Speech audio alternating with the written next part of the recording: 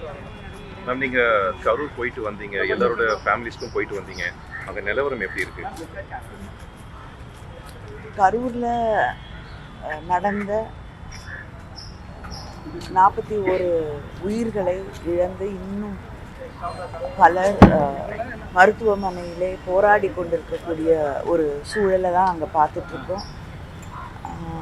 எத்தனையோ குடும்பங்களில் தந்தையை இழந்திருக்கிறார்கள், குழந்தைகளை இழந்திருக்காங்க. படிச்சுட்டு ஒரு ஒரு நல்ல எதிர்காலம் இருக்கும் அப்படின்னு நினச்ச அடுத்த தலைமுறையை அவங்க இழந்திருக்காங்க. சின்ன சின்ன குழந்தைகளோட உயிர் போயிருக்கு.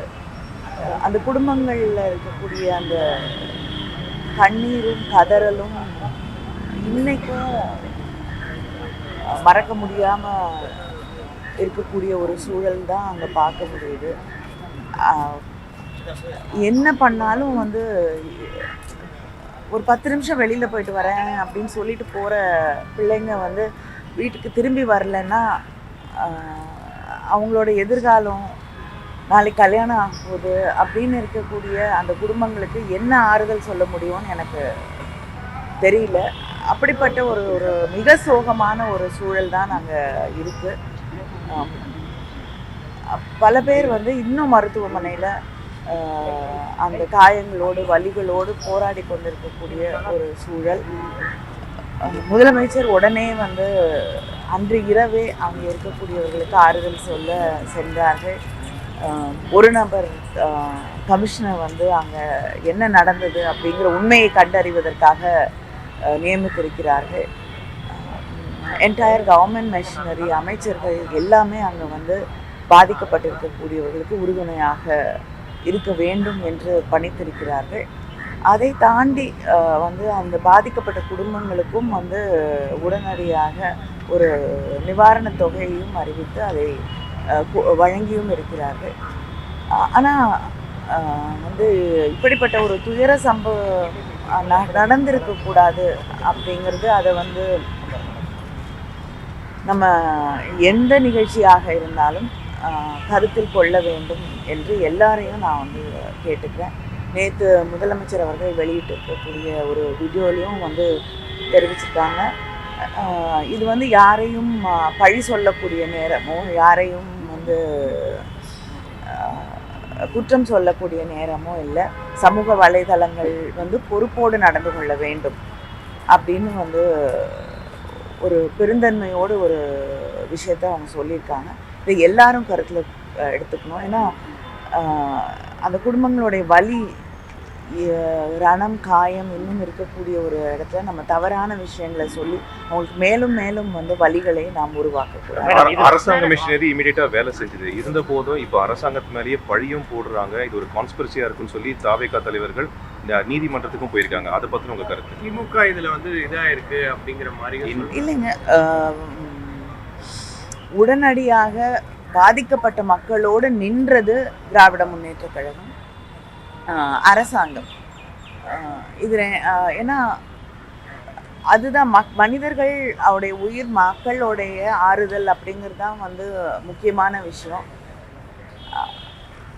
அடிப்படையில் வந்து எல்லாரும் மனிதர்களாக செயல்பட வேண்டும். இப்படிப்பட்ட ஒரு துயர நிகழ்வு நடக்கும் பொழுது நீங்கள் யார் மேலே நம்ம குற்றம் சுமத்துகிறோம் யார் அப்படிங்கிறது நிச்சயமாக விசாரணையிலே உண்மை வெளிவரும். முதலமைச்சர் தெளிவாக சொல்லியிருக்காங்க, யார் மீது தவறு இருந்தாலும் நடவடிக்கை எடுக்கப்படும் அப்படின்னு. அப்படிப்பட்ட ஒரு சூழலில் ஒரு பிளேம் கேமை ஸ்டார்ட் பண்ணுறதுங்கிறது வந்து தேவையில்லாத ஒன்று, தவறான ஒன்று. அந்த நேரத்தில் நம்ம மக்களோடு யாருக்காக வராங்க அவர்களோடு நாம் நிற்க வேண்டும். அது எப்படிப்பட்ட ஒரு சூழலாக இருந்தாலும் மனிதர்களோடு மனிதர்களாக நாம் நிற்க வேண்டும். ஒரு கட்சியோட தலைவர் அந்த நேரத்தில் அந்த இடத்த விட்டு போகிறதோ, ஒரு ஆறுதல் கூட சொல்லாமல் அந்த இடத்த விட்டு அகன்று போகிறதோ, தன்னோட பாதுகாப்பை மட்டுமே நினைப்பதோ வந்து நிச்சயமாக என்னை பொறுத்த வரைக்கும் நான் இது வரைக்கும் பார்த்திராத ஒன்று. அதை தாண்டி அவங்களால இருக்க முடியலன்னா கூட அடுத்த கட்ட தலைவர்கள், நான் போன வரைக்கும் கூட அந்த இயக்கத்தை சார்ந்த எல்லா கட்சிகள்ல இருந்தும் தலைவர்களை பார்க்கிறோம். அங்கே இருக்கக்கூடிய அடுத்த கட்ட தலைவர்கள் அங்கே மக்களோடு நின்று அவர்களுக்கு உதவி செய்து கொண்டிருக்கிறார்கள். திராவிட முன்னேற்ற கழகத்திலிருந்தும் அங்கே இருக்கக்கூடிய தொண்டர்கள் மக்களுக்கு உதவி செய்து கொண்டிருக்கிறார்கள். ஆனால் அடுத்த கட்டத்தில் இருக்கக்கூடிய மாவட்ட கழகத்தில் இருக்கக்கூடியவர்களோ அடுத்த கட்ட தொண்டர்களோ கூட வந்து அந்த மக்களுக்கு உதவி செய்யாத ஒரு சூழலை பார்க்கும் பொழுது அது வந்து மனிதாபிமானம் இல்லை அப்படிங்கிறது தான் எனக்கு சொல்ல தோணுது. மேடம், தாவாக்கா பொறுத்த வரைக்கும் பார்த்தீங்கன்னா சம்பவம் நடந்த ஒரு 4 மணி நேரத்துக்கு அப்புறம் தான் ஒரு ட்விட்டர் போடுறாரு, ஒரு அறிக்கை மாதிரி போடுறாரு. அதுக்கப்புறம் இதுவரை மௌனம் கிடையாது. இந்த தாவாக்கா எதுவுமே சொல்லாமல் ஒரே ஒரு ட்விட்டர் ஆதவர்ஜினா போட்டுட்டு அதுக்கப்புறம் அதையும் டெலீட் பண்ணிட்டாரு. இதை பற்றி நீங்கள் என்ன சொல்றீங்க? நீங்கள் இப்பொழுது நாம் வந்து மக்களை பற்றி அவங்க வந்து அவங்களோட பாதுகாப்பை பற்றி அவங்களுக்கு ஆறுதலாக இருக்கிறத பற்றி தான் யோசிக்கணுமே தவிர இன்னும் வந்து பிரச்சனையை தூண்டுவது போல வன்முறையை தூண்டுவது போல பேசுறது அப்படிங்கிறது வந்து நிச்சயமாக உச்சக்கட்ட பொறுப்பின்மை அப்படின்னு தான் நான் சொல்ல முடியும். ஒரு சிச்சுவேஷனை வந்து அமைதியாக்க வேண்டியது தான் எந்த அரசியல் கட்சியாக இருந்தாலும் யாராக இருந்தாலும் அவங்களோட கடமை. வேற எந்த இடத்துலையுமே வந்து வன்முறையை தூண்டக்கூடிய வகையில் இன்னும் உயிர் சேதமும் இன்னும் உயிரிழப்பும் இன்னும் ஒரு வயலன்ஸையும் உருவாக்கக்கூடிய பேச்சுக்கள் அப்படிங்கிறது தவிர்க்கப்பட வேண்டும். அதுக்காக தான் முதலமைச்சர் கூட வந்து நேற்று யார் மேலேயும் குற்றம் சொல்ல வேண்டிய தருணம் இது இல்லை அப்படிங்கிற ஒரு தொனியில் யாராக இருந்தாலும் யாரும் வந்து தன்னுடைய கட்சியை சார்ந்தவர்களோ மக்களோ பாதிக்கப்படக்கூடாதுன்னு தான் நினைப்பாங்கன்னு ஒரு மிக பெருந்தன்மையோடு ஒரு விஷயத்தை சொல்லியிருக்கக்கூடிய ஒரு சூழலில் வன்முறையை தூண்டக்கூடிய செயலில் யார் ஈடுபட்டாலும் அது பொறுப்பின்மையின் உச்சகட்டம். மக்களை பற்றி கவலை இல்லை, எப்படியும் அரசியல் ஆதாயம் தேட வேண்டும் நினைக்கிறது வந்து மிக தவறான முன்னுதாரணம்.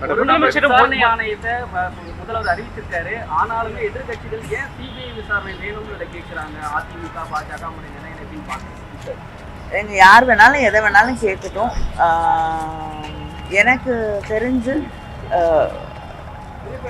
ஒரு தனிநபர் கமிஷன் நியமிக்கப்பட்டிருக்கு. அது விசாரணையை அடுத்த நாளே வந்துட்டாங்க. அவங்க விசாரணை தொடங்கி இருக்கிறது. அதை தாண்டி எப்படிப்பட்ட விசாரணைகள் வேணும்னு அவங்க நினைக்கிறாங்களோ கேட்கட்டும். அதை பற்றி யாருக்கும் ஒரு மாறுபட்ட கருத்து. You went to Karur. How was the situation over there? It was very painful to be there.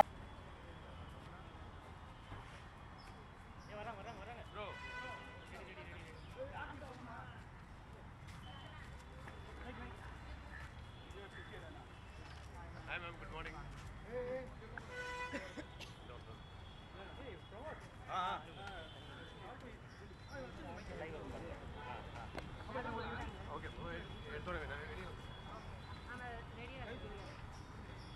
Ready? Okay, va? Wait.